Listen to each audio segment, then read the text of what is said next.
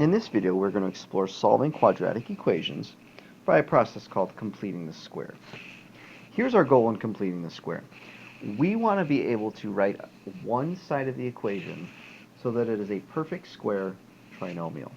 And what we mean by that is that when we were to factor it, the two factors would be absolutely identical.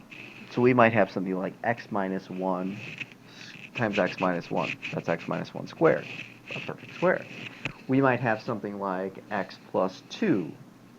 X plus 2 times x plus 2 is x plus 2 squared. Again, a perfect square. That's our goal in solving problems using completing the square. So I want to look at a couple examples of kind of how we worked it out. First of all, when do we know what to use completing the square versus other methods? Well, here's what we're going to be looking for. We're going to be looking to make sure that the number in front of x squared, so our coefficient, is simply a 1. So if we look at here, this guy right here, x squared, x squared, x squared, they're all 1x squared. That's ideal. The other thing we're looking for is to make sure that that x term, so whatever's with the x,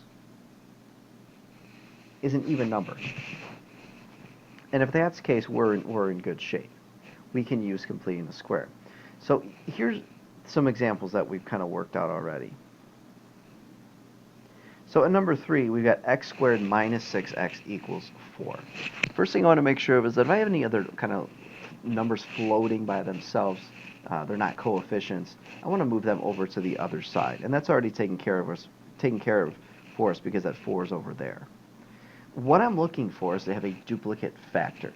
So if I'm thinking of this in terms of the area model, the first thing I want to do is say, okay, well, if I get x squared, it's just x times x. If these are duplicate factors up here, that means that these middle terms these terms right here have to be exactly the same, and they have to add up to negative 6. In order for that to happen, they have to both be negative 3's, so negative 3x and negative 3x.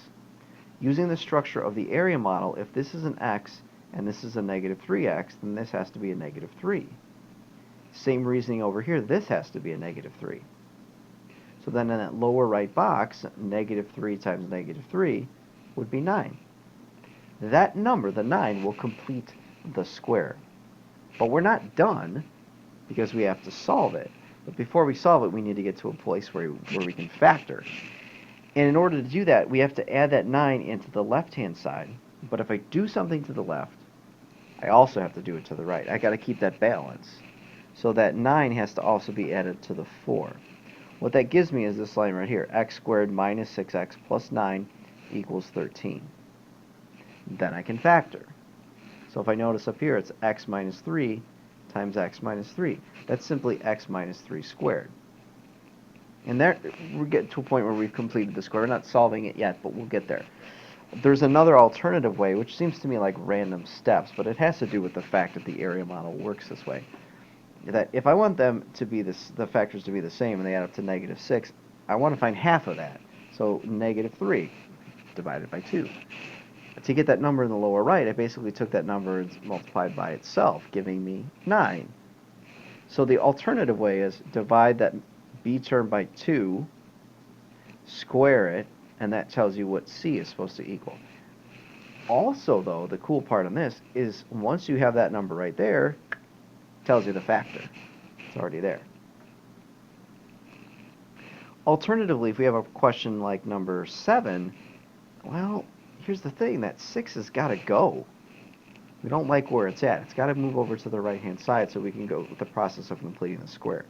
There's an alternative way to do it without moving it, but it's just much easier if we move it now. So to complete the square, I take that 10, cut it in half, I get 5. 5 squared is 25. 25 gets added to both sides, giving me x squared plus 10x plus 25 equals 15 plus 25, which is 40. Then I can factor. So I've got x plus 5 squared equals 40. So again, we haven't solved yet. We're just kind of setting it up so that we can solve. But now the next step is take those exact expressions and use reversing operations to solve them. So we already talked about number 3. This is what we got when we completed the square. We haven't solved it yet. So now we're just going to apply what we did in the previous video. We're going to take the square root of both sides, giving us x minus 3 equals plus or minus the square root of 13. and then I add 3. When I do that, I'm going to get 3 plus or minus the square root of 13. That does not simplify, so I'm going to leave it as is. And in 7, the same idea. We had that x plus 5 squared equals 40. So I'm going to take the square root of both sides to resolve by reversing. X plus 5 equals plus or minus the square root of 40. And for some reason I left my parentheses. Whatever, you don't need them. I'm going to take that 5 away from both sides and get negative 5 plus or minus the square root of 40. But that can simplify. 40 can break down into the square root of 4 and the square root of 10, which becomes 2 root 10. So if we're going to take one right from the top, from the beginning, the step by step, we want to solve this by completing the square. So I want to kind of do it all in one so you can see. We'll do 2 of these to make sure we've got the process down. First of all, I'm looking at my expression. The 1 is on the other side, so that's a good thing for us. We can go ahead and use our completing the square process. There's a coefficient of 1 on the x squared. That's good. And the 12x, the 12 is an even number, so we're in good shape. So to set up by completing the square, I'm going to have my x squared here, so that's x and x. And negative 12, these are the same, so these should be a negative 6 and negative 6. So that's a negative 6 here and a negative 6 here. So that gives me 36. Again, that number is going to get added here and here, so to both sides. So next I have x squared minus 12x plus 36 equals 37. And I can factor this. X minus 6 times x minus 6 is x minus 6 squared. And now I can apply my process of reversing operations. Take the square root.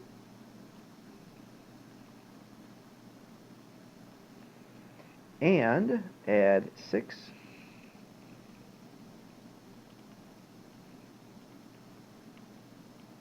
Just double check. 37, that is a prime number, so this radical will not simplify. There's my final answer. And this next one is the same kind of idea. Again, the 8 is over on the right-hand side, which is good news for us. We have a coefficient of 1 on x squared. We have a negative 4x, so that's an even number. So I'm going to start my process of completing the square. And let's see, I'm going to have an x squared, so that's x and x. These two are the same and add up to negative 4, so that's negative 2x and negative 2x. Giving us negative 2 and negative 2. So that's a 4. Again, that number gets added to the left and the right.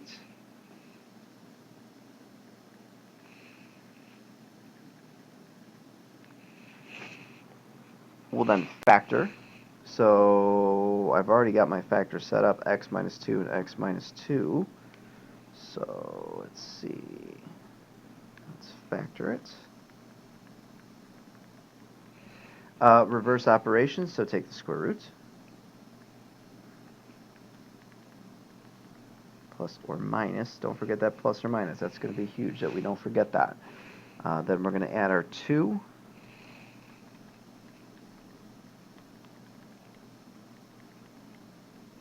So just to double check, square root of 12. 12 is not a prime number and can actually break down to 4 and 3. So I'm going to have to simplify that radical. The square root of 4 is 2. And the root 3 stays. And that's our final answer. So again, that's how we're going to solve by completing the square. Find out what number would you have to add to make sure it's a square. Then go ahead and do that.